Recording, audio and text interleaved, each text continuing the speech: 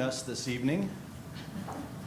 Pass the gavel. There you go. Come on, get on it. So welcome to the January 25th work session, combined work session tonight, which means we're going to eat and sit around a table and vote at the meeting. If there's any member of the public that would like to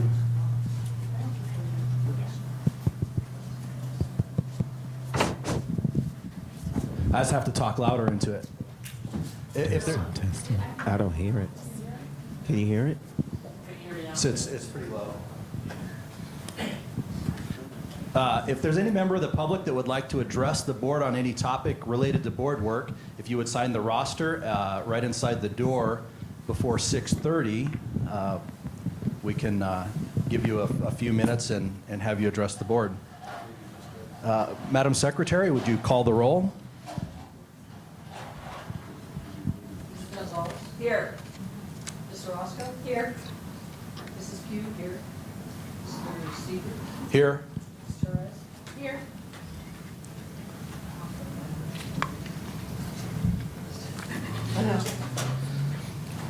Have all of you had a chance to review the agenda for this evening? We have. I have. Yes. Are there any comments or changes anyone would like to make? No, with that, I would entertain a motion to approve the agenda. I move to approve the agenda as stated. Second. It's been moved and seconded, moved by Ms. Gonzalez, seconded by Ms. Torres. All in favor? Aye. Aye. Those opposed? Motion carries. Well, up first, communicating with the public, we have Sarah Voss, Council of Neighborhood and Organizations. Council of Neighbors and nobody can get it. We call ourselves Kono because it's so. It's easier to. Should I do my touch? Thanks. Thank you. And Stand up or sit down as you like. Okay, I'll stand. I have a few things I'm going to pass around. I did not bring enough copies. I apologize for that, but we live in a digital age, so I'm happy to email some things out. So I'm going to start these this way and start these this way. And then I'll pass this other handout out in just a second. So I'm going to first talk a little bit about Kono and then about an opportunity that I think I'd love to see a partnership with the board, with the district. So again, my name is Sarah Voss. I'm the Assistant Director at Council of Neighbors and Organizations, or Kono, it's easier to say. We are a 501c3 nonprofit here in Colorado Springs, but we also serve El Paso County and Teller County. We are an umbrella organization that serves neighborhoods associations, HOAs, condo associations, townhome associations, you name it. And those areas in town that are unorganized, we help coach neighborhoods on how to organize. I'll get into that in just a minute. So again, our mission is to empower neighborhoods in the Pikes Peak region in order to create healthy, safe, stable, thriving places to live. So we have 3 priorities, and that kind of speaks to that in this PowerPoint. I don't want to spend too much time on that, but to give you a sense of what we do, education, connection, and action. The education arm that we provide civic education. We want to connect the community to our elected officials, to the decision makers, in order to empower them through that way so they're more informed, more educated, and can also show up and be part of those decisions too. So we have a civic education arm. You may have heard of our Civics on Tap series or Coffee and Civics. We kind of take it around the community and bring officials, decision makers to the people in a really informal setting. We also provide education to our neighborhoods. So we do HOA workshops for new and oncoming board members or members that have been on for a while, learning about governance, about state laws they need to follow as a board, about their own bylaws, how to amend things, but also how to work together as a community. We do workshops for neighborhood associations, how to start up a new neighborhood organization, things like that. The connection piece, that we provide is we connect people again to those resources, to the tools necessary to create those thriving neighborhoods. So we act really as kind of a resource hub as well for neighborhoods to access you all or access elected officials, things like that. And then the action part, we tend to be kind of the voice for neighborhoods when we sit around a lot of tables regarding land use and infill, regarding marijuana growing in neighborhoods. That's a big thing right now. VRBOs. So we act as the voice for the community as we hear what neighborhoods have to say.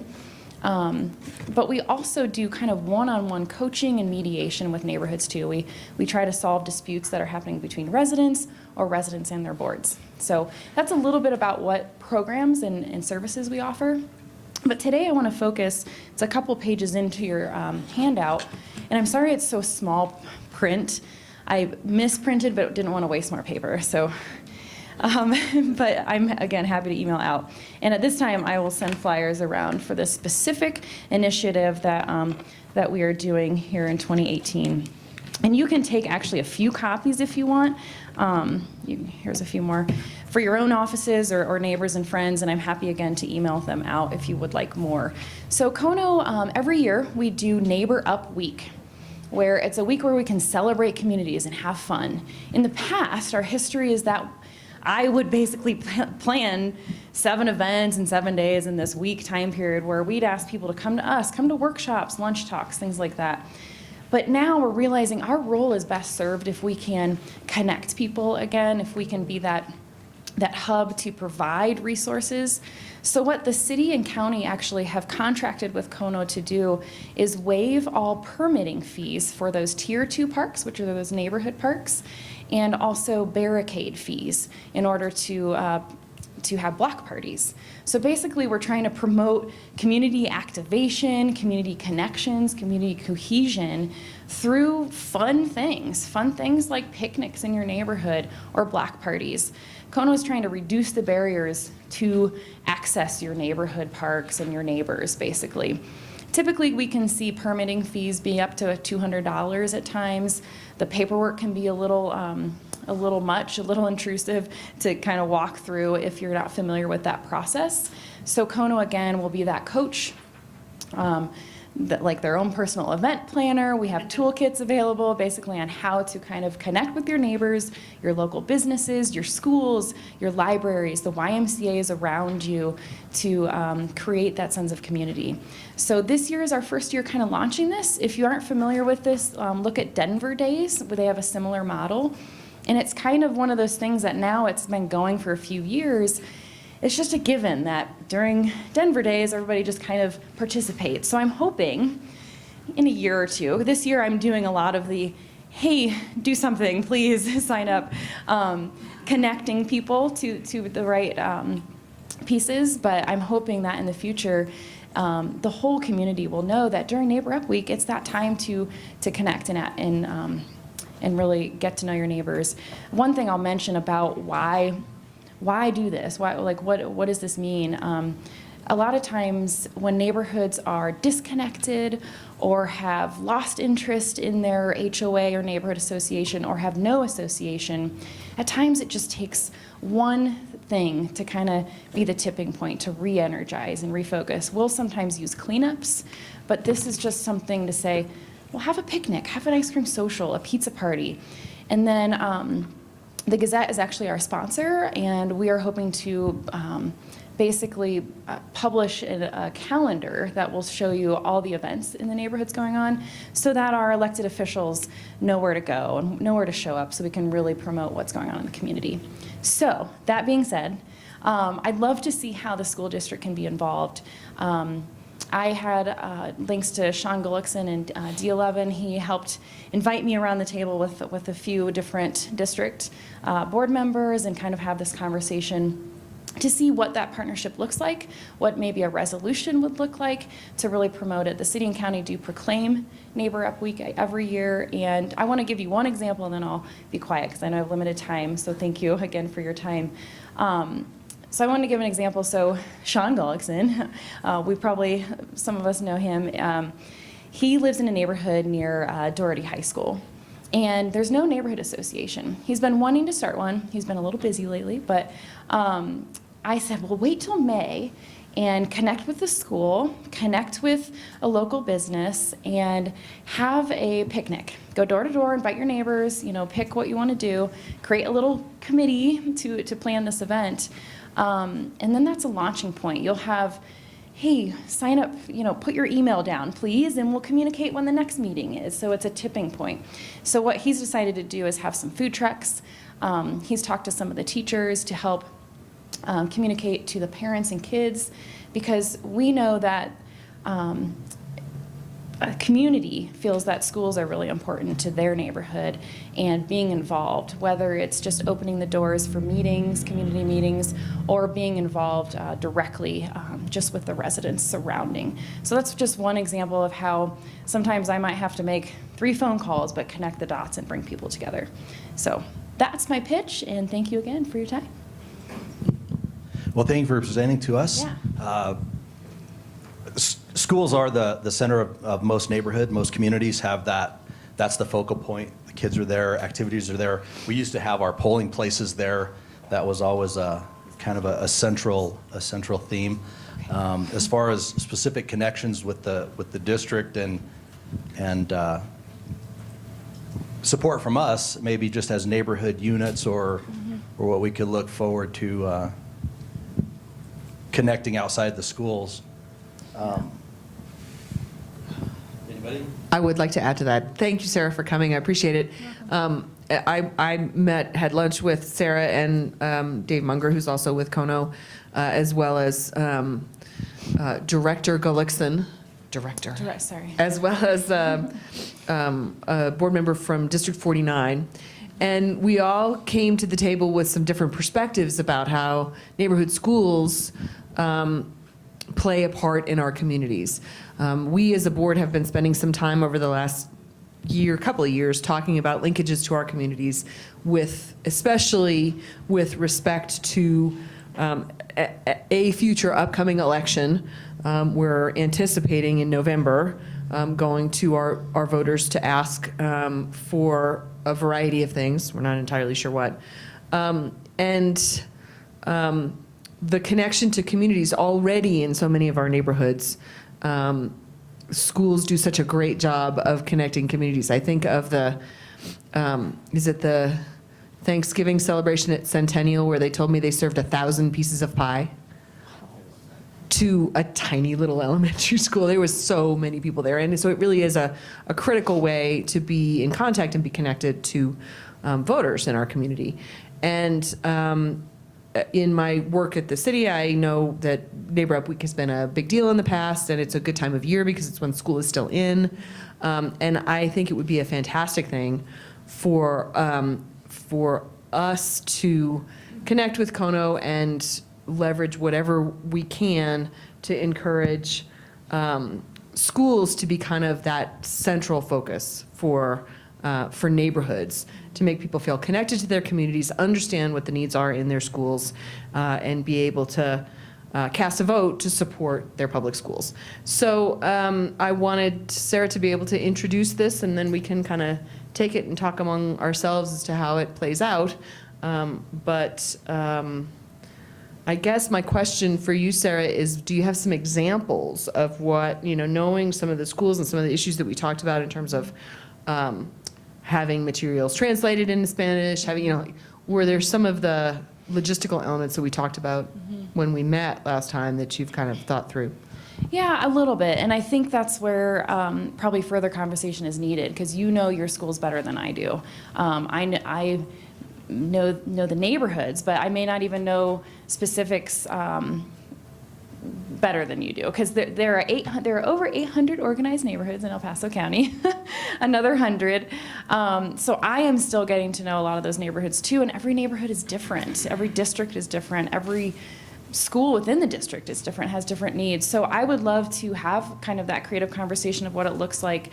I think I'm imagining right now kind of targeting The low-hanging fruit is my first phase, is the neighborhoods that are already connected with Kono in some way.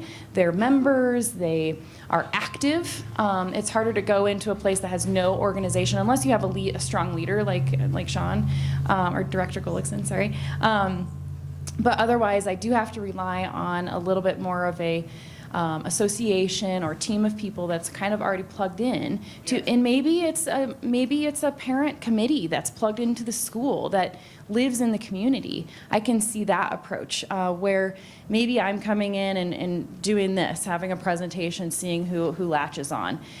We imagine that these are kind of like little pop-ups. There can be a group of 10 people just gathering on a porch, having some ice cream. It doesn't need to be this huge thing that costs money, that, all of this stuff. But what I'm seeing in exchange is maybe the school is a support in helping print the door hangers, but the neighbors, the parents, the kids are walking the street inviting their neighbors. So I think there's like a combination of the residents and the schools helping, but what I need is kind of that entry point, I think. And I can look at a map and look at my directory of leaders and say, well, I know, 2 people and they're kind of around this school, and approach it that way, but I kind of need some help getting in the door as far as those neighborhood schools specifically. Sure. I think a good example that we can all kind of latch onto is Deerfield. And it's the connection between the community members in Deerfield and Kono, who's coordinated some cleanups and some other, work days down there, the community center and Terman Elementary, and that's like a great example of how that all works really well. And wouldn't it be fantastic? Not every neighborhood has a community center in it, but there are elementary schools in most of the neighborhoods, and so that would be a good example. So I'd like to talk a little bit more. Obviously, we've got a lot going on too with transforming safety and the RISE group in Southeast. There's a lot of energy around wanting to make these connections, and I think we've seen an awful lot of that happen over the last year or so. It would be great to be able to take it to the next level. And I agree, and that is my job right now. Is I'm telling the story to try to connect those pieces just between organizations and individuals. Jeannie works at Kono, which is awesome. So with a target with transforming safety, obviously, but in kind of Southeast neighborhoods. So that's her job too, is to help me identify kind of priority areas, I guess. So I know what I know, and you know what you know, and I think you could help me prioritize maybe, hey, this school I think would really latch on, and it makes sense because of the area and the businesses. So I think that's kind of what I need from you.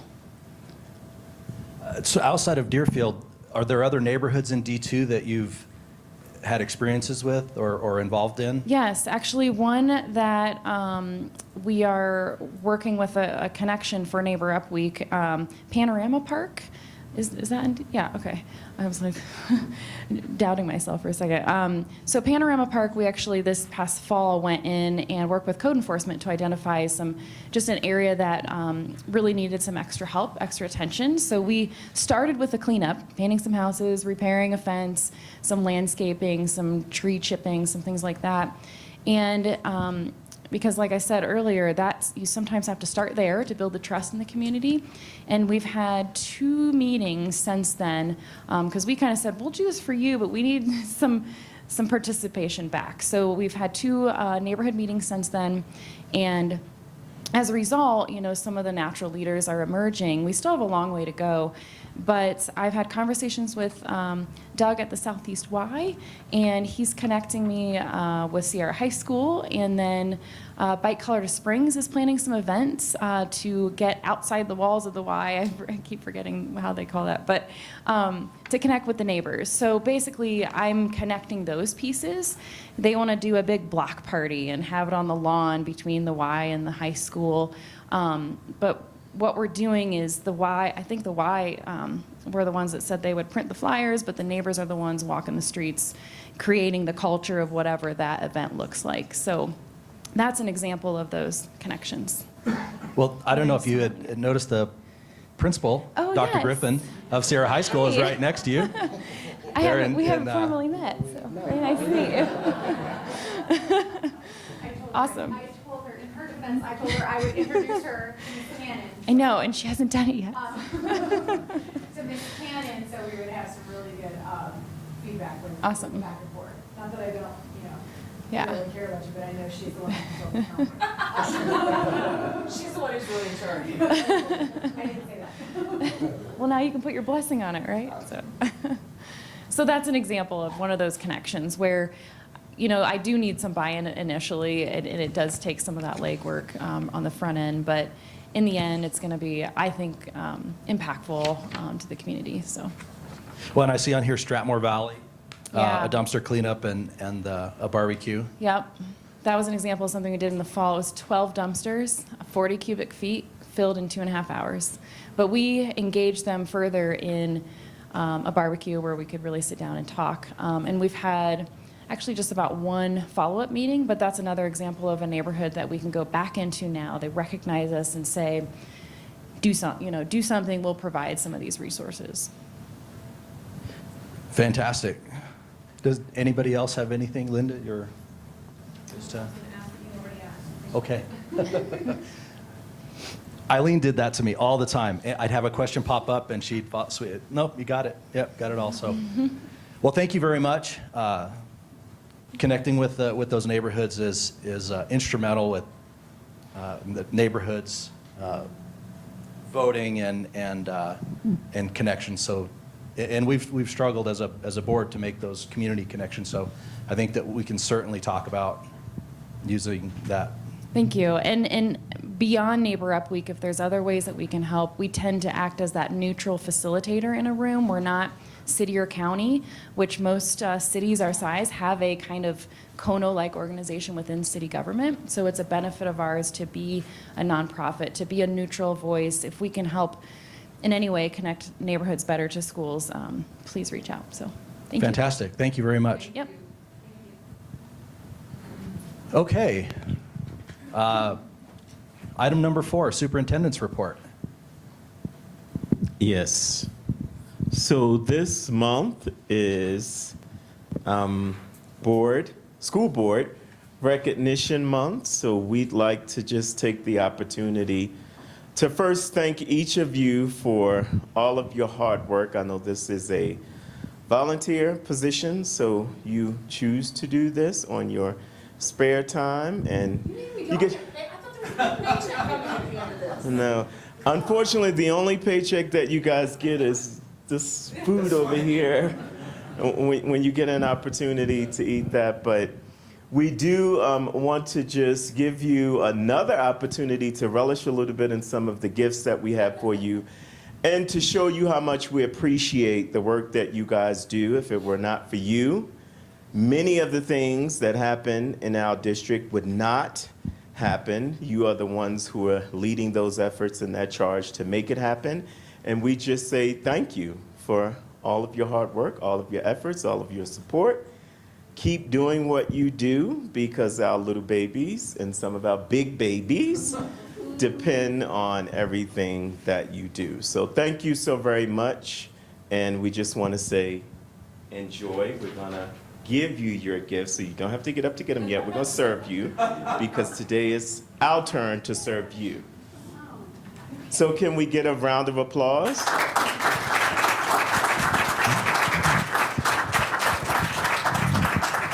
So I'm going to take the directions of Norma, because I don't know what she wants me to do, but she'll tell me. Well, thank all of you. There you go. Can I get everyone's tissue paper? Here you are. It, there is an element of, You're very welcome. it's very rewarding to be on the board. I've learned a tremendous amount in the past 4 years, beginning my 5th year on the board now. Volunteering, I far prefer to volunteer than, there are states where being on the board is a full-time position. Florida, it's a $60,000 stipend. It's a full-time position, really. And as a volunteer, Jeannie's eyes are, they're very highly sought after. Being a volunteer takes all of the element of question about why you're here out of play. So there is that element of being a volunteer that it's quite rewarding. No, I want to say something contradictory to what he's saying. I think since I haven't had as many years on the board, I would like to say it questions the validity of our sanity. Versus, not that it's not rewarding, but that you spend so much of your time to invest in others is great. But sometimes it makes you feel like you might just be a little bit crazy. So, thank you. I just wanted to say I think our biggest payday is seeing our youngest citizens thrive. That's the biggest payday for me, and see them thrive right back into the community. So I appreciate that the most in this work.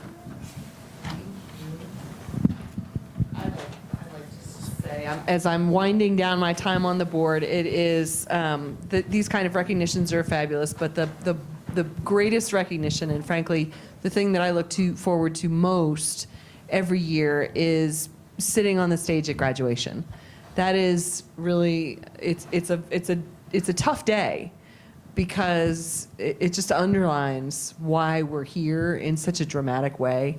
And so I'll just say that it's been an honor to serve with all of you all, and I'm going to really miss graduation this year. I may come and watch you from the audience. I so love the salary I get for this. You know, it kind of stays in your system. Obviously, I came back. I did 8 years and came back for more. So, you know, Eileen was saying, you know, I'm still going to be invested, and you can't stop being invested in our kids. I mean, that's what it's all about. You know, somebody said, I knocked on somebody's door and they said, you like politics? I'm like, oh, God, no. Then why are you running? Because they're our kids. And we can't do anything without all of you out there doing what you do. So thank you. And in front of you, you also, oh, did everyone speak? Okay. In front of you, you also have a flower that we would like for you to take with you and nurture and cherish. I'm not sure how well you are with taking care of flowers. If you're not so well, then I won't say take care of it like you take care of our babies. But if you are good with taking care of flowers, take care of it like you take care of our babies. So thank you, guys. Can we get a picture? Okay. Do we have to put on our Sierra shirts or?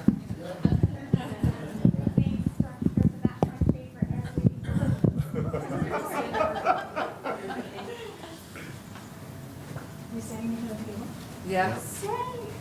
All sorts of reasons to eat cake. I was wondering what happened to dessert. I know, exactly.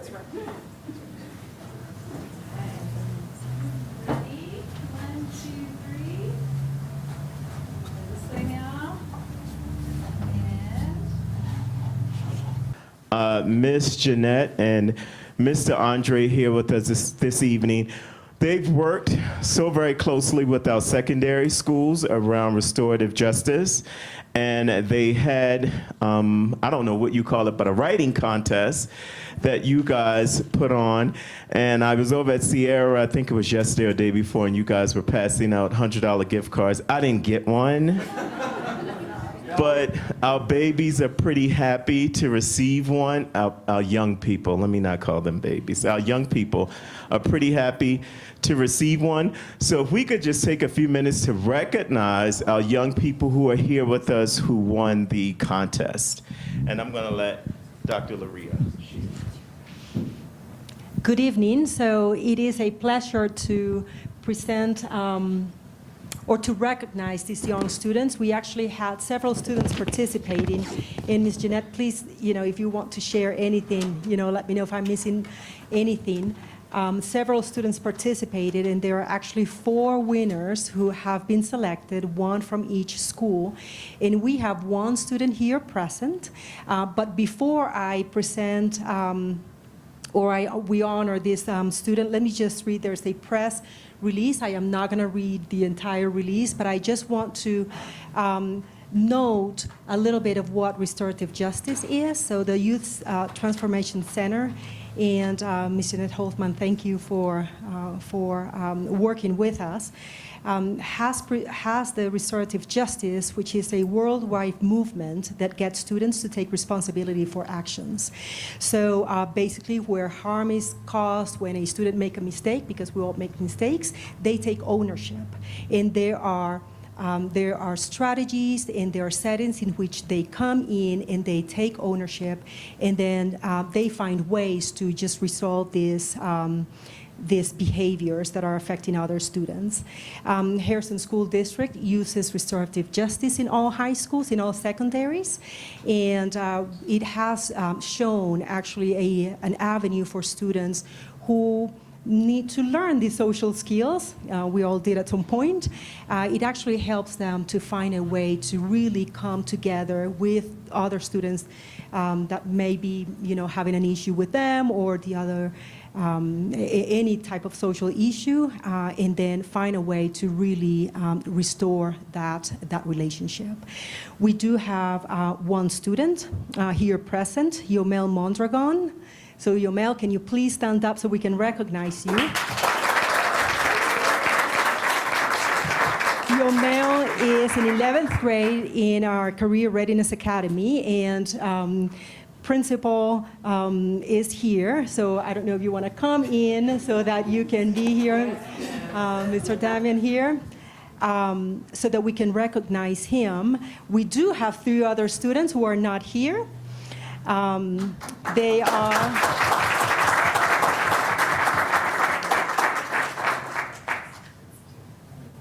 So we're going to wait on the picture, and please join the picture up there so that you can be celebrated with him.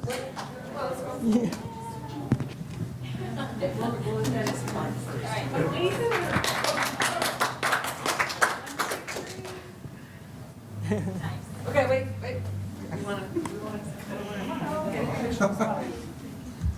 We're gonna get 2 tiers. If you feel confident, stand on the flag. Okay. Oh, geez. If not, we've got shortly to be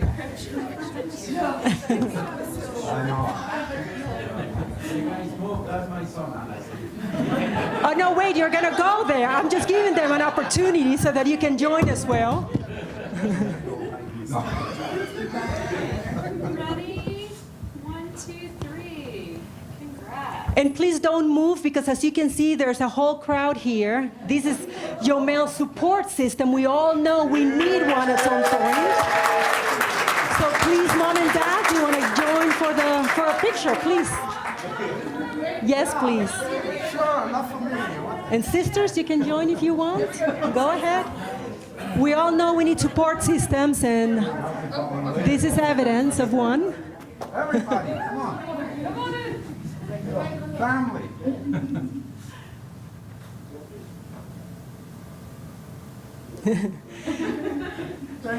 So thank you very much. And thank you, Mom and Dad and families. Again, support systems will make a difference for each one of us, and surely is making a difference for Yomel. I also want to mention, they're not here, but I want to mention 3 other students. Josvel Galaviz Acosta, he's a 12th grader at Sierra High School. Rose Gonzalez, she is an 8th grade student at Carmel. And Cialibua Mahuno, an 11th grader at Harrison. So thank you very much for the support that you give us. Yomel, congratulations, and support system, thank you for all you do. Ms. Lurian, I might just say real quickly, Yomel's older brother was in our school also. He decided to come over. Or was it last year, end of last year, or just the beginning of this year, Yomel?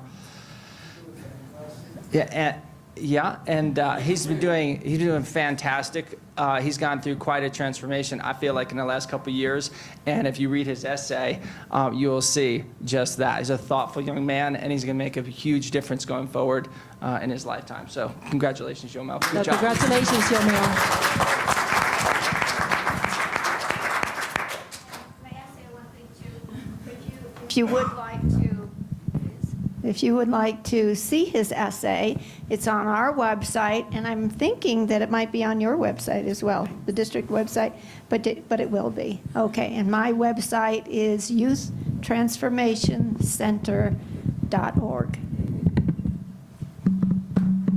Well, if it weren't for kids, at least for myself, and I could probably speak for the rest of the board, if it wasn't for them, there would be no reason to be here. So that you're the reason all of this happens.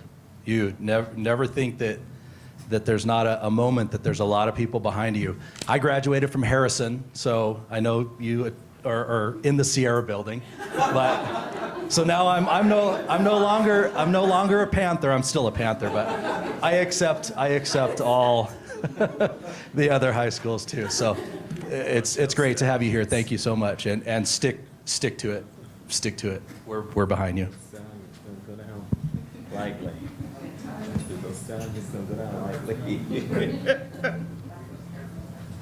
Okay, Dr. Spencer, back up again. Yes. Item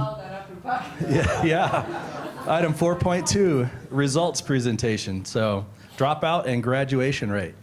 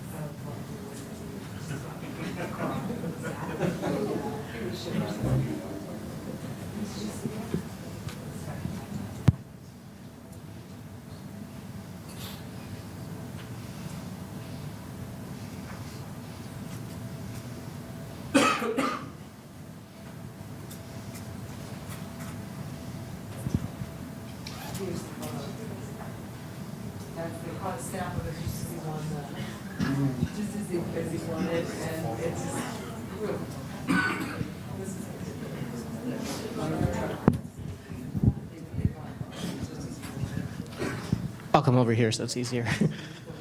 So good evening, Board of Education and our guests. Thank you for having me. Like Ms. Gonzalez said, this is hard to present, hard to follow, but I have some good data to present, so I think I'm really excited. Just like our board members expressed to us, looking at our graduation rates at our district, that's really what we work for. That's a culmination of all of our efforts at the end of the school year when we see our scholars cross the stage. So I'm pleased to report on graduation rates, dropout rates. I'm going to touch on accreditation rates as well. Before I get to those data points, I just want to make one point. Normally this time of year, per our results policies, we also report on access data depending on the 4-month window where CDE gives us access data. True to CDE form, this year we're just notified that we will not have any access data. CDE is not able to calculate growth percentiles or proficiency levels because the test has changed and the standards for what considers proficiency has been changed as well. So there will be no results reporting on access this year. So now I will kind of go into accreditation rates, dropout rates, and graduation results. Overall analysis, just really quick, graduation rate is the percentage of our students that finish high school with a high school diploma within 4 years. Completion rate, which we're going to report on today, is our graduates plus any students that earned a GED certificate, and then we'll report on dropout rates as well. Before we get to those points, I shared with you in November when our preliminary accreditation ratings came out, I wanted to share a new chart with our accreditation ratings because through a successful request for reconsider process, we were able to change Sierra's rating, which is preliminary as a priority improvement campus on the accountability clock, to an improvement campus. So I did want to kind of just point that out today. So that's the only difference than what was shared with you in November is that Sierra's rating changed from priority improvement to improvement. Last year, for indicators, we set the following targets for graduation rates, completion rates, and dropout rates, and you'll kind of see our data right here. So we had an increase in our graduation rate. We were at 79.7 at the end of 2015-2016. We are now at 82.4%. That's a significant jump. Completion rate, we went from 80.2 to 83.7. And then our dropout rate, we went from 0.9 to 1.0, which is a 1-point increase. But as I'll show you when we look at our data compared to the state, that is still very, very comparable and actually exceeds a lot of school districts that are similar to ours. So HSD2 versus Colorado. Our dropout rate, 1.0, the state of Colorado is 2.3%. That's a huge difference. That speaks a lot to the work that we're doing at our campuses. Our graduation rate, again, higher than the state of Colorado, and our completion rate as well.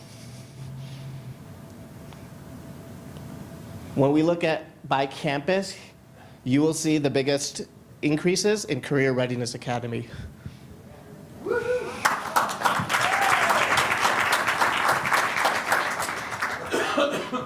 So that is our graduation rates, our completion rates by campus.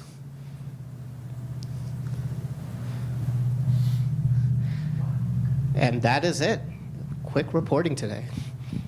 So any questions? Very positive. That's always nice to hear. Am I smelling new targets for next when we review the? There's a big Yes, smile. yes. That comes next month, according. I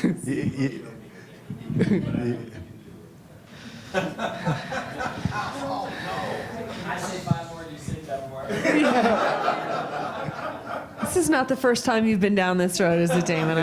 I'm suspecting. So, Damon, I'd like to hear a little bit then. You're talking about an increase from a 45.5% graduation rate to a 64.7% graduation rate. That's remarkable.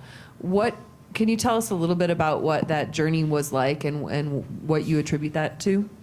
Just in a couple minutes. Here, let me hand you the mic. I have one. Oh, good, okay. You suspected you would be asked about this. A lot of work goes into that, and I really credit our staff. We have a wonderful, wonderful staff that is there for all the right reasons. They care about students, and we were tracking data very, very closely last year. We were careful about students that we brought into, that they were the right fit for the program, but also we were tracking weekly. Every week we were looking at data, looking at students, how they had progressed. And then when we got into the squeeze toward the end of the year, which we, there's always that last minute push, we broke out different kids and assigned them to different teachers and made sure they were staying after school, making calls home, and assigning groups to different teachers to ensure that they were getting all their classes completed. One year, it might have been last year, we had one teacher staying. He was there at 10:30 at the night before graduation, finishing up, Integrated 2B, the hardest class. And we were just stickler. We just said that the student's going to have to pass the class to go to graduation, and he did it. So, but that's the kind of staff members we have. So. What fantastic dedication. That really does make a difference, individual by individual. We're 5.5, 6 months into the next year. How do you feel about this year's progress? I don't think I can talk as long about that. We took on a lot of. I'll be very honest. We took on a lot more students this year, and oftentimes our students come to us pretty far behind. We took on a lot of seniors, 40. I think we have a neighborhood of 40 seniors, and right now we're looking at around 20 of those graduating, but that will go up. That will go up, so we'll keep working hard to get them all there. Great. Anybody else? Anything to? We've excused Yesenia. She has a class, so for the next several months, on Tuesday she'll be leaving us at 6:45. So we'll continue with the four of us. I do want to just say one thing really quick as well, just to kind of acknowledge it. When you look at our accreditation rate, Career Readiness was rated an improvement campus this past year, but there's a lot of conversation in CDE and those that are kind of in job-alike roles with us. Damon's campus actually hit all the success measures on their school performance framework for graduation rate. They read it for all the measures that we provided to the state as well. The reason that they had 57 points, which 60 is a threshold, was only because of attendance. However, CDE is reconsidering attendance being part of the AAC framework moving forward, because by the nature of the campus, some of those scholars have other obligations. So that's the nature of an alternative campus. So it's kind of counterproductive when that happens. Secondly, if you look at all of our other campuses, the threshold was reduced to 58, but for AAC campuses, that also stayed at 60. So that's also a consideration as well. So I just want to make sure that when we see that for Career Readiness, it was really just because of an attendance rate. However, although those students aren't able to come to school full time, Damon and his team are still working with those students to make sure that they're completing their classes on OMI and achieving their graduation rates. That helps clarify. Absolutely. So let me just ask this question though. They're thinking about dropping attendance just for the alternative campuses, or for? It's in conversations with focus groups, so it has to go through that process and then with the board, just for alternative campuses, just for that framework on the SPF. Okay. So not for all schools. No. Okay. So SPFs had their own framework for alternative education campuses. Okay. So just for that. Interesting. I may not be here when they get done with their focus group work, Yeah. but I would love to hear the outcome of Sure. that. And it may be this time next year when these results come out, but I'd be really curious to hear about that. Absolutely. It's always great to chime on the positives, just to kind of bring maybe the board up to speed. Looking at Monterey and Carmel, I'm sure you have changes in place or systems in place that there's some areas of focus. Can you just kind of talk to us about maybe areas of focus at those two campuses? Absolutely.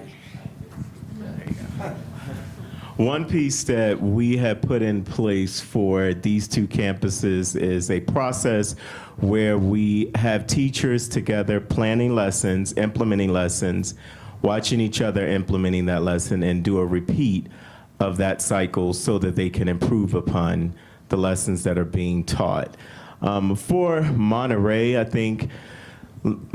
know, last year was pretty much an anomaly, and it was unfortunate for the campus, but this is a result of 5th grade.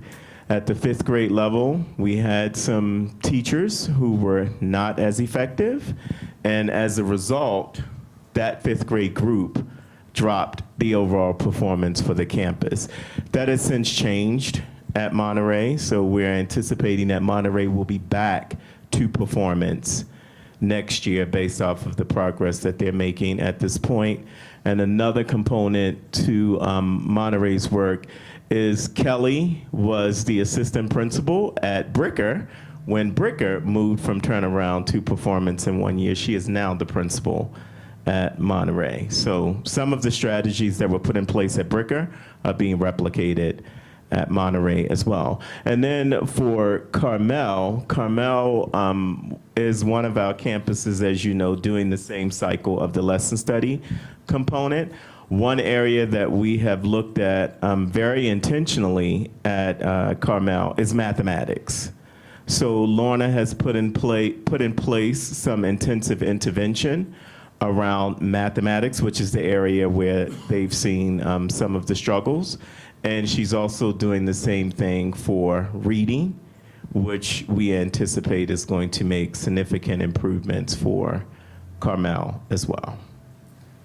How is staffing at the stability in the staffing? I know that there had been some turnover, and obviously even in the administration area at Carmel, you're seeing a little stability in staff at the campuses? I would say for Monterey, we're seeing much more stability than at Carmel. Carmel is stable now, but last semester we did have some of the math teachers, I think it was 2 of the math teachers who were not doing too well. We have since picked up new math teachers to support in that area. So they're much more stable now than what they were initially. Well, good. Well, anxiously await the next time. And anybody else have? I think I just wanted to highlight that the majority of our schools, more than not, are doing awesome. And so I just want to highlight all of our faculty and staff that are doing amazing work all the time and spending those long hours in there, because it's easy to recognize the things that are going wrong, but really taking time to recognize all the efforts that are put in to make all of these wonderful green spots too. So I just wanted to take a moment to just say thank you so much. A tremendous amount of work in all of it, for sure. If nobody else has anything to add, Dr. Spencer, anything else to add on item 4? I do not have No. anything else. Do we want to take a break now and do cake. Is that a good time, everybody? Sure. Well, let's take a 15 minutes. We'll resume at 7:05. Moving on to item number 5, matters reserved for board action. 5.1, approval of the ATU. We had previously rescinded a vote that that it was not approved, but we never accepted it. Since then, we've had a retreat. We had some conversation. There's still some ongoing discussion, not about the ATU, but around the circumstances surrounding it. But we did want to approve it or put it to the vote tonight for approval, and at least have that part of it put to bed for the staff. So, is there any discussion? Would anybody like to add? I don't know that I can actually vote, so I'd probably recuse myself. I left before the discussion at the end of the last board meeting, unfortunately. And even though I've read through it several times, I probably am not in a position right now to yay or nay on either end. Sorry. Well, Jeannie's recused herself of the vote, so any other discussion, comments?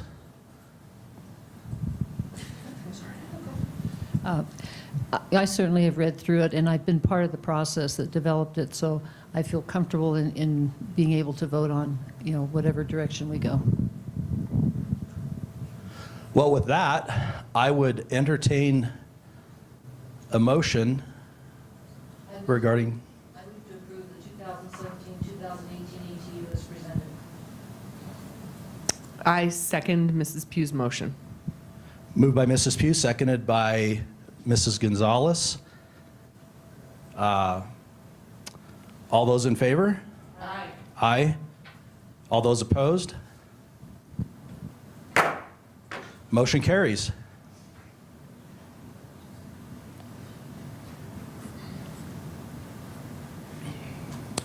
There was no one signed up for public comment tonight, so we'll move on to item 7, OE monitoring review. We have OE 8, asset protection. We're reviewing indicators tonight, and we have Ms. Shelley Becker, CFO, to. Shelley, you're up.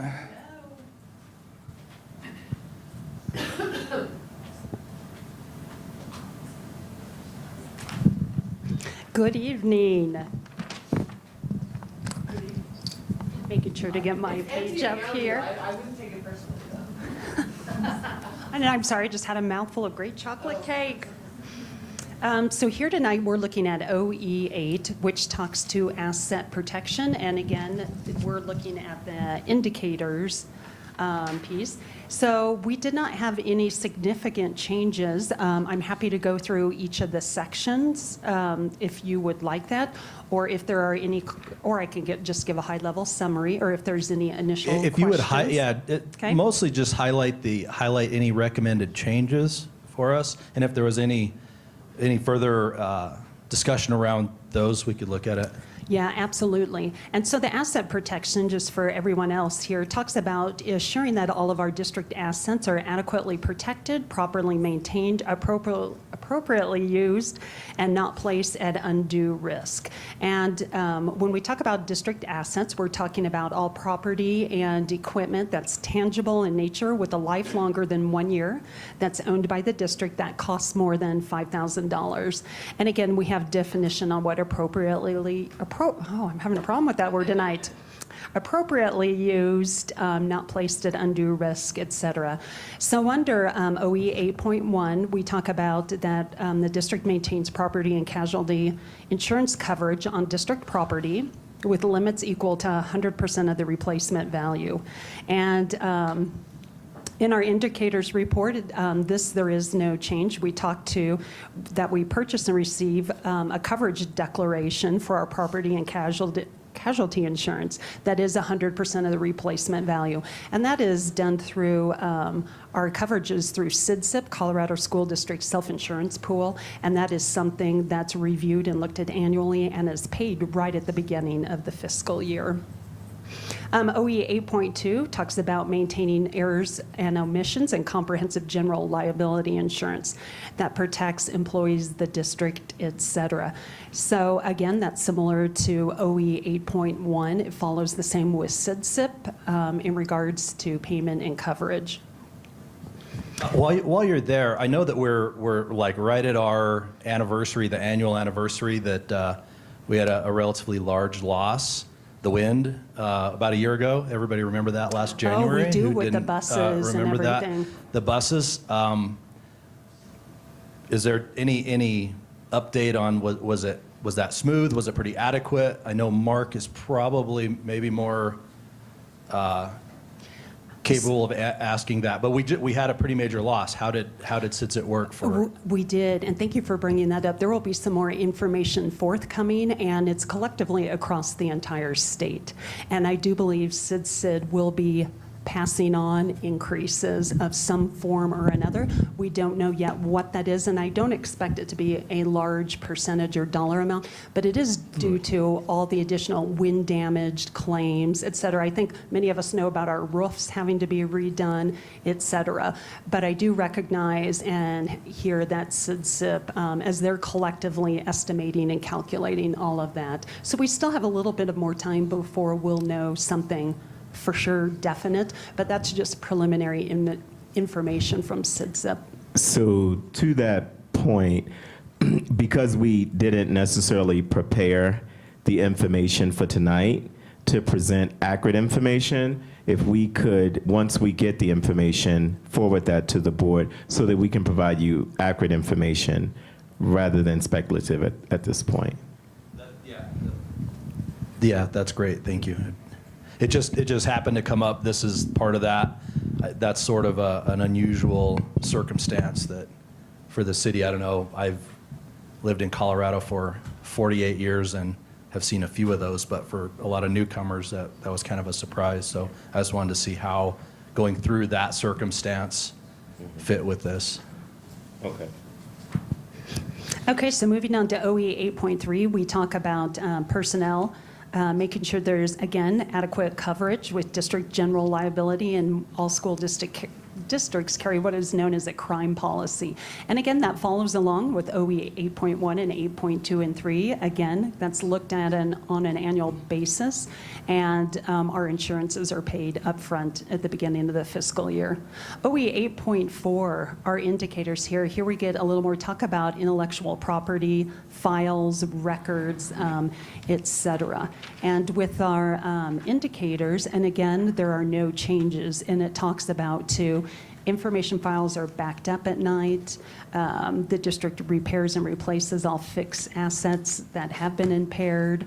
And we also talk about district intellectual property. OE 8.5, we talk about our facilities and equipment that may be subject to improper use or insufficient maintenance. And with our indicators, again, some of our indicators are we look at workman's comp, our claims filed, on any potential improper use of equipment.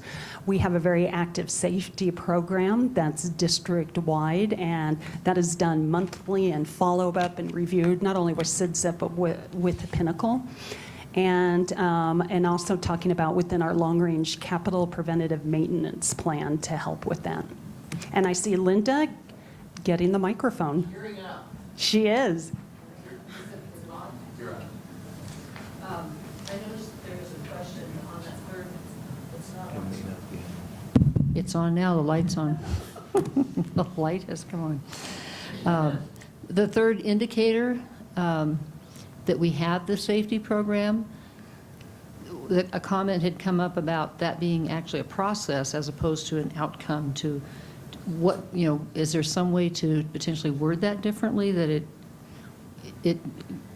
the program gives us some kind of information that shows that we're meeting compliance? So say the comment again, I'm sorry, I don't have it printed here, but from the Aspen Group, did they say that? They said that that is a process, not necessarily, I think of, you talk about indicators, I'm thinking of outcomes. You know, this is how, this is the program that allows us to look at an outcome. Correct. So is there, Correct. I was just wondering if there was a thought around rewording that in some way to make it more, because of the safety, you know, in parentheses, because of the safety program, we can identify that this has occurred. Understood. Yeah, but I think that makes sense. Yeah, and I don't know if there was some thought put into that. We did not have conversation around adjusting this indicator to read differently, but based off of the feedback that you're sharing, perhaps we will go back and do that. So not necessarily wordsmith it now, but go back That's so we fine. can No, have some that's fine. conversation. Yep. That's fine. Anything else on that one, Linda? No, that Good? was, yeah, I have one for later, but not there. Well, great. I'm in anticipation. I did some homework. Excellent. OE 8.6 talks about the legal Overachiever. liability. And I'm sorry, she's implying I'm an overachiever. She is an overachiever. She's an A+ student. we'll keep that in mind. With the indicators of compliance with that, the district does not incur legal costs or damage awards as a result of careless and reckless acts. I'm having a hard time talking tonight. OE 8.7 is one that talks about the investment of funds. And we are very prescribed by the indicators, by the indicator on this, that Colorado has very specific and very articulated through the Colorado revised statute. And that's also evidenced through the audit and all the financial due diligence that we are held to. And so again, an indicator that funds are only deposited with those approved by all these different sets of requirements. 8.8 talks about the purchasing and selling of real estate. And again, is listed in indicators. That information comes before, that are approved through a board resolution. And again, there is no audit finding in regards to that. So our last one, maybe I'm anticipating Linda's question. 8.9, and again, talks to the district's public image or credibility. And again, our indicator of compliance, the district has not been served with litigation regarding careless and reckless acts. Okay, my question has to do with, OE 8.9 says the superintendent may not take any reckless action that damages the district's public image or credibility. The only indicator talks about litigation issues. Nothing beyond that. I mean, I think in reality, and I'm not expecting Andre to be doing anything interesting, but 4 or 5 years from now, there may be a different superintendent who functions differently. Are there other ways that the public image could be injured other than by litigation? I mean, if you're out on the street corner bad-mouthing the district, we might have an issue with that. Right. So our thinking behind this was, if there are situations where the superintendent is demonstrating some kind of behavior that leads to a charge of some sort that would be in bad company for the district, then that would lead to a litigation or some type of litigation. But what I hear you speaking to, it may not necessarily be criminal. It could just be something we would perceive as immoral or unethical in that case. So this is one we'll go back and take a look at as well. Okay, thank you. Although I wouldn't Is the board stand on okay the with corner my and do question? that. I would certainly have to agree. Yeah, there are a lot of circumstances that we could hypothetically put in there, but I think outside of litigation, that Linda probably brought us a pretty good point for other than litigation. And I think that, yes, absolutely, there are other circumstances there, but it's important to note that the policy, OE 8.6, says the superintendent may not recklessly expose the district, the board, or staff to legal liability. So what we're measuring here is that particular element of this OE. And so that's an appropriate measure. There may be other places, maybe in BSR or in one of the other policies, where we can hold a yardstick up to, is he behaving in a way that is appropriate? But this particular element, 8.6, talks about legal liability. You see what I mean? Oh, sorry, you'd moved on. Sorry, I wasn't catching up. 8.9. Oh, public image. It's Public image or credibility. Yeah. Yeah. So if you're standing in a picket line out front, I guess that's probably, maybe though there's no litigation, Right. it may not be looked favorably Right. on. Yep. Or something. But wouldn't that be more in BSR if it's like a disciplinary situation or something else? That doesn't that belong? This is about asset protection, and so the superintendent's behavior. You see what I mean?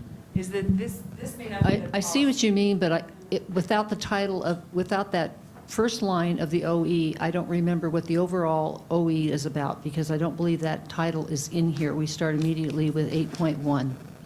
And so I was trying to grab my book, and I didn't bring my book of policies. So I've got to go find the policy and look up. No, there it is. Is that it? The Well, assets? if we look at OE8 asset protection, if we consider public image an asset and would, in case, It's actually in have not reckless action, I could see the point Okay. to have. Just looking at it in asset protection, if we assume or consider, or if the superintendent, his interpretation is that public image is an asset to protect that, there would be circumstances that litigation, outside of litigation, that would. Sorry, I wasn't keeping up. I'm There are years of stories about dancing on the table that Jeannie goes, no dancing on the table. There's a long history. The Flatirons, the dancing on the table of, so. We don't have to worry about that. So that's it. There's two areas that we want to go back and look at. You guys are good to bring? Okay.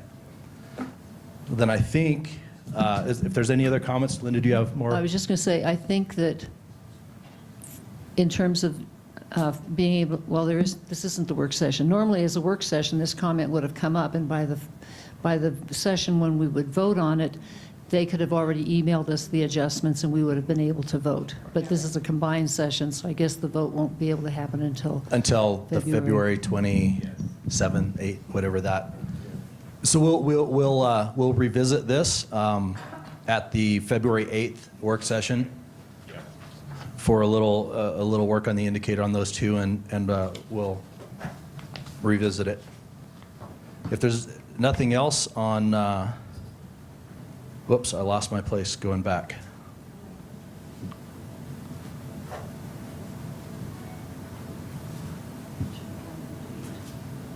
There we go. Number 8, thank you, Shelley, for that. We'll look forward to seeing a little bit of those on February 8th. Moving on to item 8, annual work plan. Has everyone had a chance to review the annual work plan? Are there any changes, additions? We had just mentioned that we would probably be adding a team building either February or March, but the dates to be announced. Yeah, I think there's 2 dates that are probably, and Yesenia's not here. March 10th is what? 10th is a consensus of, March 10th, thank okay, you. so March 10th, we'll add that to the, is that a good date, Andre, to have the ENR? Yes. It's kind also of the- an updating too Yeah. for the board. Do you have a time frame? Is that? I know we could probably spend 8 hours on that, but is 2 or 3 hours enough to? Yeah, what do you think? What the whole reason I wanted to do that, to bring that up in conjunction with we want to do a team building with the new board. There's several members and to kind of get to know everybody, but a background on ENR, just like a ground-up understanding for the board, a refresher course. It's been probably 3.5 years since we as a board have reviewed kind of that process, and I just wanted the new board to have the benefit of going through a boot camp on ENR. Excellent. So I would say that we can work with any time frame that you have. On average, probably an hour and a half. Okay. I would say let's go with 2.5. Okay. Okay. We're remedial students. We ask lots and lots of questions, Will so. it present any conflict? Was anyone trying to attend the African American Youth Leadership Conference? I mean, it turns out that's the same date, according to the calendar here. So I'm not sure. Because I think in the past, some board members have tried to at least attend the beginning of it, at some point. It may be a matter of timing. It may be showing up early to the one and coming to the other a little later in the day. I don't know. Probably look at that timing when we set, as there's, with that. Do you want to sit in on the ENR? Yes. On the discussion with, yes, okay. Do you have times at anything to present or to be at is that going to create a conflict for the 10th? I hadn't even seen that. That was a good catch. Thank you, Linda. I had noticed it was on the same. We have other staff that will participate in the African American Youth Leadership Conference, so I don't necessarily have to go to that. I will be here with the board for the presentations and the retreat. Oh, okay. Yep. Thank you. Norma, could I ask you a favor? On back in January, it's still got TBD under the date of our board retreat, and just to be able to refer back to, when did we do that last year? This is in January, under board retreat with Aspen. Since the 6th January. Do I have the right version? Annual work plan. Oh, I'm on the wrong meeting. God, I'm just a mess tonight. I was looking back at the last year's OE8. No, never mind. I got off track.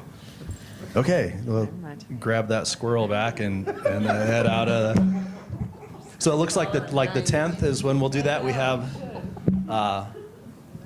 we'll probably meet here and do all the brain melding, and then we'll have an activity that will be not so intellectual after that.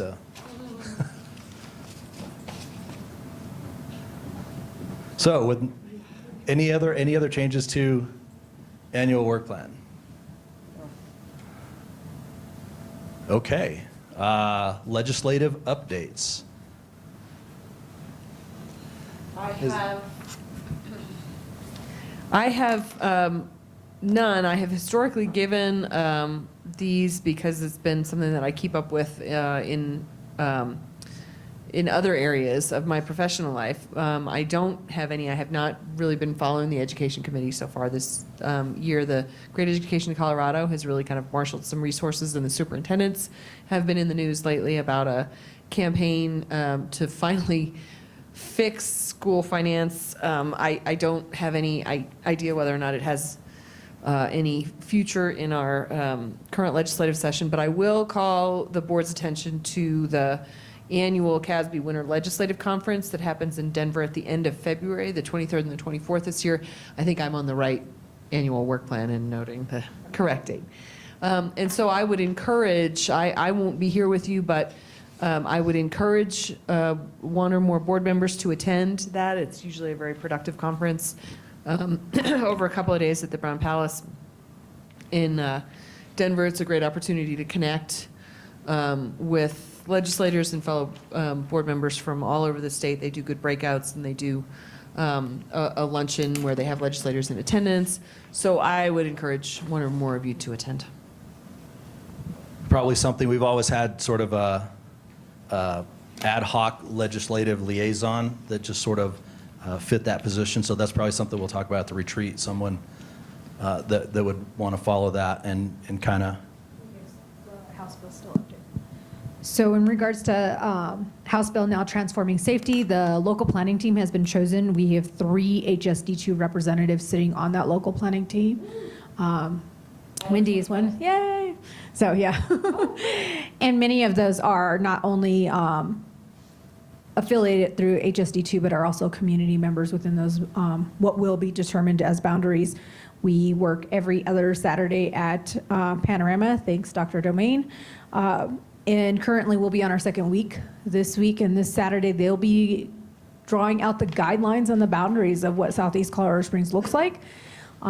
We do not know at this time if that'll include all of HSD2, some of HSD2, but we know that that will include the majority of our schools and families overall, and what that looks like for our criminal justice reform. And at the top of that list was education. So we know that a lot of that grant dollar money will be coming to our students and families in one way or another. So that's really where we are on that. I had something else too. Woohoo! Fancy.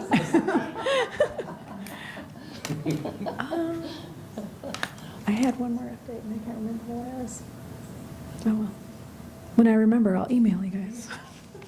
Oh yeah, I sent an invite out for the ULI, the Urban Land Institute, which is came in last week and interviewed many of our district employees and partners and families, coming up with the plan in regards to a lot of the area that our district sits in. We had professionals come from across the country and really look at what that looks like to work on infrastructure in Southeast Colorado Springs. We'll be presenting that information on, I believe, February 1st at 5:30. It's dinner at Silver Key. I sent that out to a few of you, and Norma can send it out to anyone else. We just asked for an RSVP so we can know how many people to feed. Sorry, Dr. Domain, I know that's the same night as Panorama.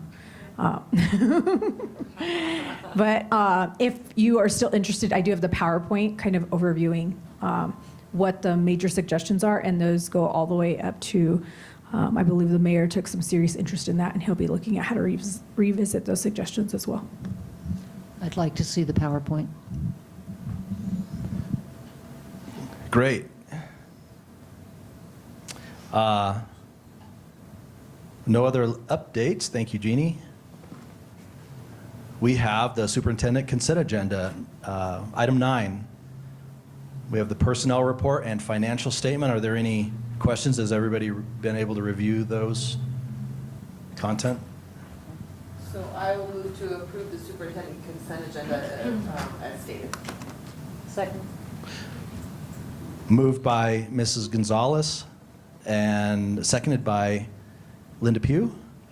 All in favor? Aye. Aye. All those opposed, same sign. Motion carries. Item 10, board consent agenda.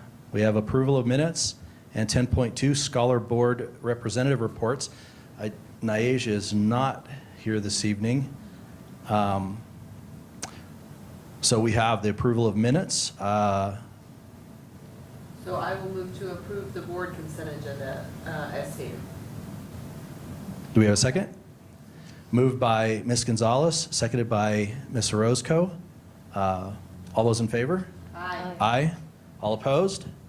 Motion carries. With that, item number 11, we are adjourned for the evening. Thank you all for being here. Look at how close, 7:32 and we were supposed to adjourn at 8 minutes. Oh, you know, well, I do have one more item. We have a distinguished guest tonight. We have an Eagle Scout candidate. Am I correct? And it's Justice. Thank you, Justice, for joining us this evening. I hope that you weren't bored to tears. Do you have any comments? Would you like to introduce yourself and just give us a quick brief and what you observed tonight? Just briefly. Hi, I'm just Mackenzie. hold on, you need a mic. It is recorded, so without the mic, that falls off of the... So, hi, I'm just Mackenzie. I'm from Atlas Prep High School. And I thought this was a very interesting meeting. Well, yeah, well, the first half, yes. Because I'm not used to this sort of thing, and for when I go to Atlas, it's a charter school, so it's distinct, but it doesn't have, from what I can see, a relationship with the district. And so just being here, seeing this is interesting, as well as, like, since I have to do this, I'm actually kind of glad I went, because seeing all this, seeing what you guys do for the district is really interesting. And yeah.